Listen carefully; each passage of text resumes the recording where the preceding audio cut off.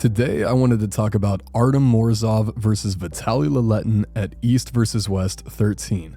I think this match is going to be super interesting, and to look at it, I want to take a look at two matches. Georgi Tsvetkov versus Artem Morozov, and also VITALY LALETIN versus Hermes Gasparini. So right off the bat, looking at Morozov versus Georgi, we see that Georgi is able to take Morozov's wrist, and then after, we see that Morozov has a pretty decent ability to fight without his wrist. So initially, after entirely losing hand control, we see that Artem is still somewhat fighting, almost in a bit of a top roll. We can see pressure right here is being applied through his thumb, even though his hand is totally gone, and eventually he does need to switch to this pressing move. Now the thing that's really interesting is that Georgi Tsvetkov has proved to be extremely effective against pressers more recently. Even though he doesn't have any kind of traditional move to beat a press, he gave Jerry Kataret a huge amount of trouble when Jerry was trying to press him, so it seems as though it's actually very difficult to press Georgi, probably just because he has so much elbow flexion.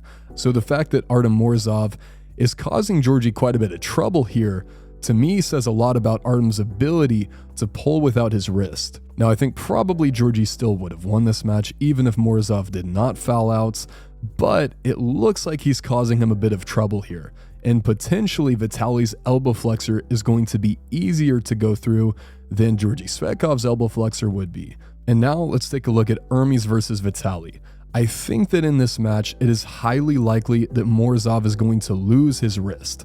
Well, I think that Georgi is probably a little bit more difficult to press through once you lose your wrist. I think Georgi's initial top roll, his ability to take hand control, is probably not as good as Vitaly's. And what I want to look at here is to show that Hermes Gasparini repeatedly loses his wrist in this match, and he is forced to defeat Vitaly in much more of a technical way. So notice how right off the go, when Vitaly is putting up pressure into Hermes' hand, he cracks the wrist back. The only way that Hermes gets a stop is that eventually Vitaly has to start applying downward pressure, and as he applies that downward pressure, that gives Hermes access to all that back pressure. But notice how even here, Hermes is still really struggling to get that stop right above the pin pad, and in some rounds during this match, he couldn't even get the stop. Vitaly just ended up flash pinning him. In this round, Vitaly has the buckle on his hand, so it may have made it a little bit more difficult for him. But the point of all of this is to say that Hermes has one of the strongest wrists in the sport, and he also has a very good ability to fight without his wrist, whether that is in a flop press like against Levon, or if it's more like what we see here against Vitaly, where he is losing his wrist subtly repeatedly, and he's having to climb up and over the top of Vitaly to eventually gain his wrist control back. Hermes is extremely good in fighting in most positions.